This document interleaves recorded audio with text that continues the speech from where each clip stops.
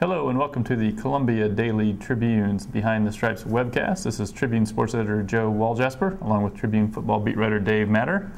Dave, Missouri fresh off a 38-28 loss to Oklahoma, which was closer than people in Las Vegas thought, maybe closer than we thought. Just your thoughts on that game as far as what did it tell you about Missouri, and as you look forward to the rest of the season, did it change your mind at all about what they have? Well, it definitely has now changed my mind about what we thought about a month ago that what this team was going to look like. I mean, the defense is playing pretty poorly, and the offense is better, more explosive than I think anyone could have imagined at this point. I mean, they had their lulls the other night at Oklahoma. The second and third quarter weren't pretty, but they started off really well. They finished pretty well, and James Franklin looks like a much more competent guy than I think we would have thought. And you put those two together, a bad defense but an offense that can score, I think you could have a lot of kind of toss-up games from here on out. And I don't think you can look on the schedule and say there's any games that Missouri definitely wins. Maybe Kansas, because they're really bad, at least on defense. But this team, it looks like they're going to have to score a lot because that defense isn't stopping anyone, at least not the two measuring stick type opponents they've had in Arizona State and Oklahoma. The offense really has become a lot bigger, more of a big play offense than they were last year or what anybody expected. But I think the hang up there is just third down conversions. Their team, that if you can get them into a third down, even if it's just third and short or third and medium, they really are having they're really one of the worst teams, I think, in the whole nation. They're just having a tough time converting that. Yeah, and that's been a big thing, and that was a big deal last year. Blaine Gabbert really struggled, and the whole passing game, I should say, not just Blaine, on third down, and that's continued into this year. One thing that is different, Missouri is much more balanced so far with the run and the pass through 4 games. A lot of that has to do with Henry Josie and the big plays that he's providing at tailback. James Franklin ran for 100 yards the other night at Oklahoma. It took a lot of carries. I think he carried the ball 25 times. But they're able to get it done both through the air and on the ground, and I think that makes each element a little harder to defend because they're pretty good at both. Looking at the offense, what it has evolved into. Henry Josie, a guy who, he had some flashes last year, but we didn't expect a ton out of him this year. He's really become maybe the foremost weapon on this team, kind of their one home run threat. So he's been kind of a pleasant surprise. The disappointment has been, not that he's played disappointingly, but just he hadn't got the ball, is Michael Egnew at tight end, who was an All-American, is barely touching the ball at all. Just your thoughts on the offense, and do these guys need to get more touches? Is that the way to approach it? I would think so. I mean, we didn't get to interview anybody from Missouri this week because of the bye, but David Yost appeared on Gary Pinkel's radio show last night, the offensive coordinator, and he touched on both of those things. He said he wakes up every morning wondering why he's not giving the ball to Josie more often, which I think is something that a lot of people are probably wondering, and he's the one guy that can kind of control that. But you look at a lot of those running plays the other night, a lot of James Franklin's carries were those option plays where he's making a read on the defense and either keeping it or giving it to Josie. He's keeping it a lot more than he's giving it to the running back. So, and Yost kind of suggested this or hinted at this the other night. They need to come up with more plays that are just exclusively for Josie to run the ball because he is their best threat, like you said. So I think, down the road as they get into conference play here, they might explore some new ways to get him the ball more often, even when those other tailbacks come back healthy, Devin Moore and Kendall Lawrence, because I think he's shown that he is capable of being an elite back if he's not already. Because if he can run for 130 yards on Oklahoma's defense, he should be able to do it against anybody in the Big 12. And then for Egnew, Yost also touched on that, said that defenses are kind of taking away the play that they really lean on him for, that bubble screen where he kind of catches a flare pass and goes out on the edge. But the give and take with that is when defenses try to take away the bubble, that opens up the running game. So in a way, they're kind of benefiting from that. But I do think he's a guy that, with these issues on third down, he should be a guy that they're looking for more often. He could be a solution to that, and in the red zone where he is kind of a matchup problem, and they should be able to, get some guys on him that are in Missouri's favor. So I think they'll spend some time here looking at ways they can get him more involved, because it's not like the passing game's really suffering without him touching the ball. Some other guys are getting involved, Wes Kemp, LaDamian Washington, Marcus Lucas. But he's good enough, and he proved it last year, that he probably should have the ball in his hands more often.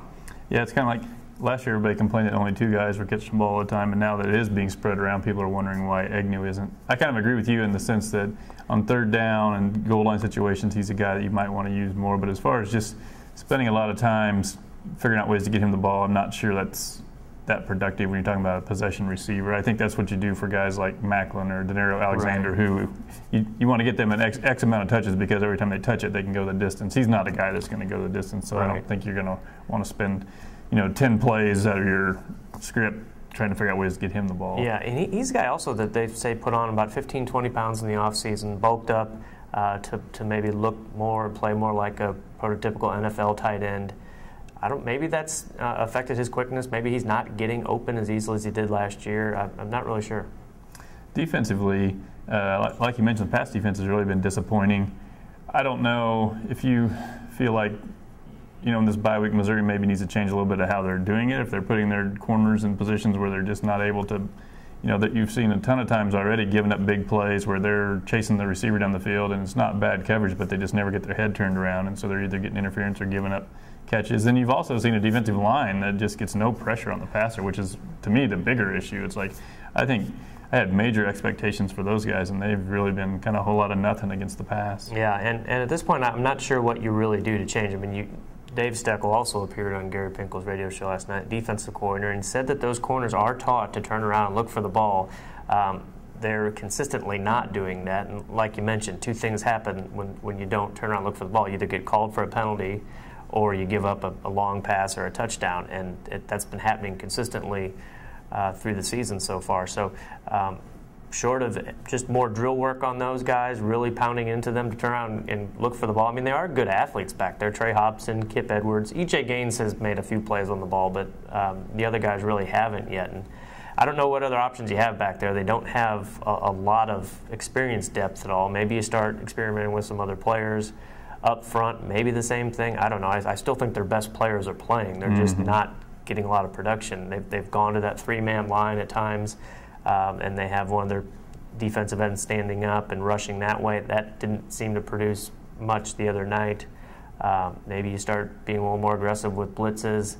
But that just leaving your corners. That leaves your corners more exposed, and especially some of those underneath routes that Oklahoma used the other night. So I'm not sure there's a perfect remedy other than just keep practicing and keep working on the weaknesses at this point, because I still think they have decent personnel on defense. It's not like they overnight just turned into a bunch of bad players, but just something isn't working with this group.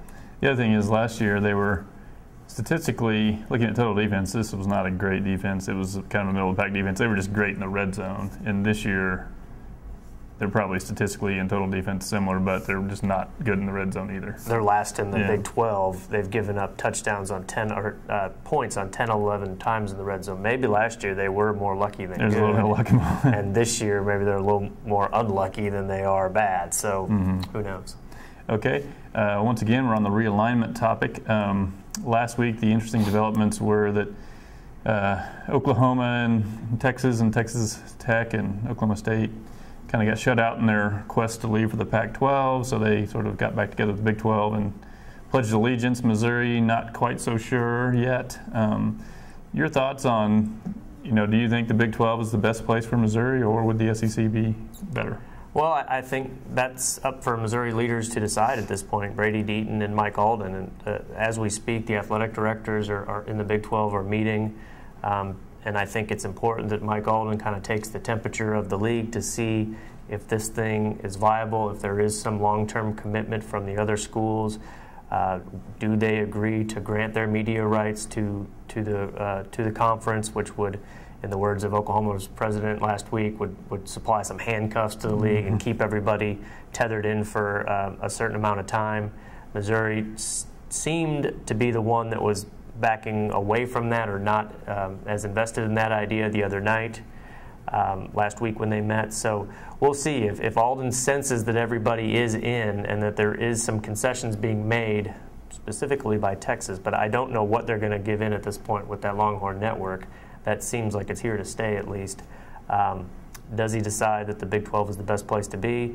If not, then I think you continue to explore those other options, mainly the SEC. But I think a lot depends on what he senses from the other teams in the league, and also how much say he has in the decision overall with Brady Deaton and with the Board of Curators. It sounds like Brady Deaton is looking for any reason to stay in the Big 12. I mean, that's kind of been his MO all along. And then the issue, at least if you believe Chuck Ninus, the new Big 12 commissioner, is that maybe there are some curators who are not quite so sure about that. I know they've been getting loads and loads of emails from fans who, I think at this point at least, are heavily in favor of leaving. I think the issue would be, I think there will probably be equal revenue sharing of the Tier 1 and Tier 2, the cable and the network deal. And then I don't see any way where Texas would share revenue from the Tier 3 thing, because that's what they've latched onto. That's really their baby. I think the issue could be, one of the issues would be just the content of that Longhorn network. It seems like they are just bound and determined to squeeze high school stuff on there. And I think that's it seems weird that you would make such a key decision as leaving a conference over something like high school highlights. But I think sometimes it's the principle. If they're unwilling to give on that, then that just means they're going to be unwilling to give on anything. So that's one part of it. I think Missouri is probably playing it about the right way, and then, okay, here's a list of things that we want to see happen.